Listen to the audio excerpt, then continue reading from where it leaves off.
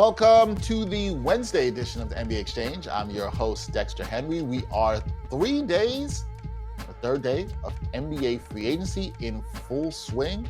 A lot of signings already. Olympic basketball getting closer to somebody getting that gold medal. Will it be Team USA? We got a lot of good energy coming off the show because I'm here in New York, just coming off the Locks versus Dipset battle. We're bringing all that New York energy here on the Wednesday edition of the NBA Exchange. It is Wednesday, so NBA with nuance time. A lot going on with basketball in terms of the Olympic Games, also free agency. To talk with me about that is my man who does not believe in hot takes, unless the hot take involves how badly the Locks destroyed Dipset last night in a versus battle. It's my man, Jarod Hector. Jarod, what's up, man? What's good, man? Listen, and that ain't even a hot take. We'll give you all the nuance on that. Locks washed Dipset on that versus last night. Listen, one group got Jada kissed, the other one doesn't. It's really all it comes down to, right? Like, Jada's just that dude. I said it before. He came out with that New York City energy, shorts and Timbs. Listen, you see anybody on the streets with shorts and Timbs, you want no problems with people like that. None. See, that's real nuance around the hot take energy. We're going to try to keep some of that New York energy today here on the show. Now, speaking of good energy, there's been some good energy around Team USA basketball. They recently advanced to the semifinals in the Olympics, defeating Spain 95-81. They'll be moving on to play Australia. We'll get to that a little bit later in terms of that. But what have you thought about how the team has been able to turn things around, or have they? Are you confident? I know how you felt about this team headed into the Olympics, Jarod. Are you confident Team USA has turned things around? Well, so what they've done, Dexter, is they've decided to recognize, shots to the Locks, what their limitations are with their team, right? They have some size issues, right, in terms of getting beat up on the boards, etc. But what they do have is length and good defenders, and they know they can smother teams, right? And that's what they did in that game against Spain in the quarters, right?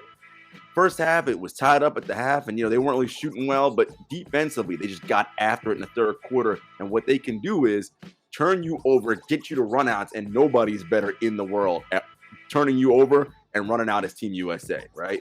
And that's what they did to Spain. They started hitting threes in that third quarter. Kevin Durant, basically showed why he's arguably the best player in the world and was like, all right, let me stop fooling around with these dudes. And they put the game away. But their defense is what's going to be key for them, particularly as they get to the Australia game in the semis, because Australia did beat them in that exhibition game in Vegas. So they have to, combat the superstar that is in Olympic basketball anyway, Patty Mills and Joe Ingles, and really put it on those Australians and get them to turn them over and limit their ability to shoot the three ball well. Now, one would think the Australians would have a lot of confidence coming off of that exhibition win. They're very focused on medaling here in the Tokyo 2020 games. What do you think the U.S. has to do? Does it need to be more balanced scoring? Because we saw a reliance on Kevin Durant in the second half of their match against Spain. What do they have to do to make sure they can beat the Australians here this time in the Olympics when it counts? Australia is, I want to say, the number one defense of the teams left in terms of defensive rating in the Olympics. So what they're going to do is same thing we talk about when we talk about NBA ball. Move the ball around to stretch the defense, right? What's it harder to do? Guard in space or guard in tight quarters? Harder to guard in space. So space them out, right? And get them to chase like they got Spain to chase in that quarterfinal matchup. And Kevin Durant, what a great thing to have to rely on, right? Again, as I said, arguably the best player in the world, maybe the greatest individual scorer of all time. But don't have that be, all right, let's just give it to Kevin every time and go ISO. That can work, and he can do that. But if you're moving the ball around, that makes you so much harder to beat. And then, if all else fails, having a 7-foot sniper as your bailout, that ain't bad. Not a bad option to have with Kevin Durant, who is now the all-time leading scorer for men's basketball in the Olympics. So we'll see if they can continue this going on. With that being said, do you think this team can win a gold medal? We didn't like the roster construction early on, Jarod. You and I had some questions about that, but you've seen some adjustments they've made, as you noted earlier. Are they going to get this done? Can this team win a gold medal? Look, they have the talent to, right? The question I always had was, can they coalesce and play together at the right time? They seem to be finding some things. It's going to be about the defensive side of the ball. That's going to be where they have to hang their hat. Drew Holiday, ball pressure, Middleton, Durant, like their abilities to switch and just force and put pressure on guys, because they have a lot of minus defenders out there, right? Dame, Zach LaVine, right? You got guys that get exploited. Tatum's gonna have to use his size and strength more. They're gonna have to find ways to just defend, turn these teams over. Because again, once they defend and turn people over, nobody better in the world at transition than USA basketball. And then if they're hitting threes like they did in the second half against Spain, I mean, they got 3-point shooters everywhere, right? So they're just raining shots on guys. So defensively, turn that defense into offense. That's the key. There you go. Defense, they might make it. We gonna make it. Shout out to the Locks there once again. Now, we talked on Monday. Feels like so long ago. Monday was the start of NBA free agency. We did this live show. We had a lot of talk about the reactions to what went on the first night of free agency. Obviously, tampering what's going on. But a lot of teams have made a great amount of moves. Some interesting, some not so much. Who do you think has done the best job thus far in free agency in terms of improving their team? It's interesting. I think everyone's going to look at the Lakers and Miami, right? Because they got the big name guys. But what they're both doing, Dexter, is they're relying on age and experience, which is a good thing. But we know that youth is essential in winning, right? That matters. And, having a bunch of guys who are 33, 34, 35, 36, that's rough. They need a little bit more youth on both those rosters. And luckily, at least for Miami, one of their main guys, Bam Adebayo, is 23, 24. He's young. Tyler Hero's young. Duncan Robinson's 27. So they're good on that. So bringing in Kyle Lowry's not going to affect them too much on that end. But for the Lakers, man, you're relying on Westbrook, Carmelo Anthony, LeBron, right? Anthony Davis, who's 31, I believe, 30, who's also showing signs of injuries. I mean, it's those two teams have done a lot, but I'm looking at them and I'm like, man, I'm like everybody else. I'm like one injury away. And we know what is the biggest predictor of future injury, previous injury, right? And old people tend to get hurt more than young people. That's just, you look it up. That's just what happens in sports. So that's got me a little bit concerned. I like what Phoenix did, obviously, in re-signing Chris Paul, because if they want to go back to the NBA Finals, they have to have Chris there. If they didn't re-sign him, there was no chance they were going to make it back. So I like what they added. I'm also looking at the Knicks. They re-signed all their guys. We just heard today. Kemba Walker got a buyout from the Oklahoma City Thunder, and he's back he's going back to New York, going home. I'm not going to make that joke that everybody else made on Twitter. But, I just think that every team is looking at this like, look, man, we got a shot. Everybody's seeing what happened, and they're like, okay, it's one thing, injuries happen, right? If this team loses this guy, this conference is wide open. I mean, I still think that Brooklyn, Milwaukee, Miami in the East, and in the West, I'm looking at Utah, Phoenix, Denver, the Lakers, right? Those are still, to me, and the ones I'm not saying Clippers is because Kawhi's hurt and I don't know when he's coming back. Those are still, to me, the teams that look like the favorites, right? But that's what, 7 teams? That's a lot. That's a lot of teams. You mentioned the Lakers and you talked about age being a factor. Lakers already on their roster right now, as at this point in free agency, 6 of their players are 32 years or older. That is the most on any roster since the 2012-2013 New York Knicks, which lost in the semifinals to the Pacers, as our producer Greg knows. Speaking of the Knicks, Jarod, you just mentioned the Kemba Walker. This was reported. Kemba Walker bought out by OKC and is expected to sign with the New York Knicks. Most likely will be a 1-year deal. We're hearing anywhere around $8 million. Could be somewhere between that and the veterans minimum.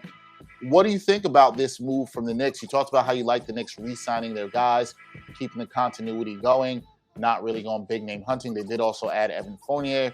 But what do you like about this move of Kemba Walker coming to the Knicks as another playmaker?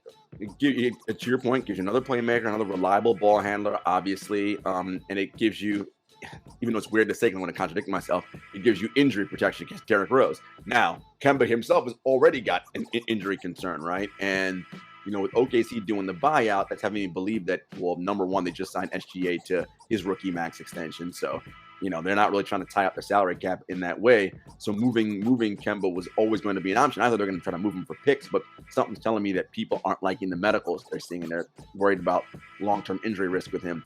When small guards start getting injured and hurt, it's tough to get back. But if they can find a way to load manage him and limit his minutes, he'll be extremely valuable for this team. Look, I like what the Knicks are doing. There's no bad contracts on the roster, no bad players locked up to long-term deals. Like, this is, it's funny, Knicks fans and, Greg, and this, Dex, for years it has been, why is this organization run so incompetently? You're being run competent now, right? Like, you're not doing dumb things. Every contract is movable. You got good young players, right? And you have good players who are vets on deals that are acceptable. Nobody's locked up to anything crazy that you can't move. I just like what the Knicks are doing. Now, they could do all that, add Kemba, add Fournier, so ostensibly gotten better, but the rest of the conference has too. They may not move up in playoff seedings, but that should not be, if that doesn't happen, Knicks fans shouldn't be like, oh, this team is trash. It's like, no, it's just that the rest of the conference has gotten better as well, right? And there's only so much that you guys can do in a free agency year where there are really no big names available. Yeah, really the same thing that also applies to the other big market team with the Lakers, because they were sort of hamstrung by the major contracts they have, acquiring Russell Westbrook and Anthony Davis, as LeBron James, all those guys under contract. But they have made some moves. We talked about a lot of the older guys they've signed, but they have also signed some younger guys, Kendrick Nunn, Malik Monk as well too. The Lakers need, when we talked about Westbrook, and you talked about this on the live free agency show, they need shooting. It was pretty obvious that this team would need shooting. Do you like what they have done to address that thus far in free agency? I do. So they got Monk, they have Wayne Ellington, and they have Carmelo Anthony. Now, Anthony and Ellington are both over 32, but they both shot over 40% from three last year. And Malik shot 40% from three last year. So I like that for them. Why I want the youth in there is because the youth isn't so much necessarily about what they're going to do come playoff time. It's about saving the legs and miles on the old guys who they will need come playoff time, right? That's the thing. We all know playoff basketball is like 2x, 3x the regular season game. LeBron has a lot of playoff miles in that body, as does Carmelo Anthony, as does Anthony Davis now, right? And you want to limit them in the regular season so that come April, May, June, they're at their freshest. Oh, by the way, folks, we're going back to an 82-game season this year. The calendar is going back to normal. All them dudes are playing Olympic ball. Training camp starts in September, right? I mean, a month from now. This is what I mean when I say the cumulative effect of all this stuff is going to matter, which is why you need young legs to help give those veterans and those old legs some time off. With that being said, and we always talk about the window for teams, Jarod, how small or wide that can be. In the NBA, could be anywhere every 2 years. You're looking, the window could be changing. How should teams view competing in this upcoming season with all that you said, coming off the previous 2 seasons that have been condensed, the COVID concerns, the short time between now and training camp? How should teams look at competing and actually having a shot in this 2021-2022 NBA season? It's tough. It depends on where you are, right? And it's also how realistic are you as a team in evaluating where you are? Milwaukee realized, oh no, we are right there, right? They went all in on Drew Holiday. It worked. They are the NBA champs, right? Phoenix said, okay, let's go in on Chris Paul and see what we can do this year. They defied expectations, went to the NBA Finals. They're like, look, we got a chance to maybe go back again. Let's double down. Let's go all in. They did that, right? You look at a team like the Brooklyn Nets. Their big three are under contract, but they're also of the 32 and older variety.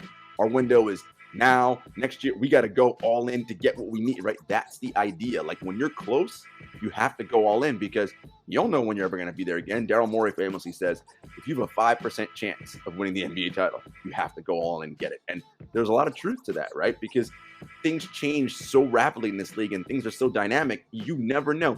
One injury away, one trade away, one who knows whatever away, right? So if you think there's an opportunity and you have it, you have to go all in because you don't know when it's going to come back around. Things can change very quickly. We are not done with free agency.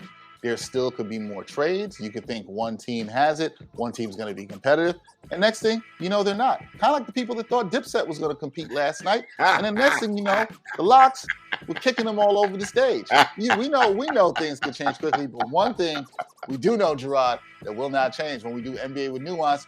Ain't no hot takes here for sure. We know that. Listen, no hot takes, and like my man Jadakiss said last night after one of the Dipset songs, y'all got to do another one. That wasn't good enough.